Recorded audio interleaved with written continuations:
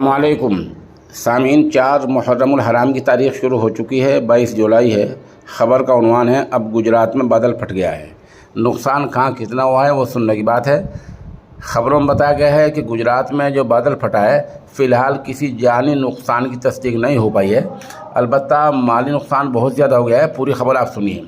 गुजरात के जूनागढ़ इलाके में भारी बारिश हुई है और कई इलाकों में बाढ़ जैसे हालात पैदा हो रहे हैं। वहीं जूनागढ़ में आज दोपहर बादल फट गया है और बादल फटने से अचानक सैलाब की सूरत हाल आ गई है। बादल फटने के बाद जूनागढ़ में चारों तरफ पानी ही पानी नज़र आ रहा है और पलक झपकते ही शहर के कई इलाके बाढ़ जैसी सैलाब से मुतासिर हुए हैं और वहाँ गाड़ियाँ बह गई हैं, मवेशी जानवर बह गए हैं और सड़क पर पानी पानी हो गया है। सड़क काफ़ी टूट गई है।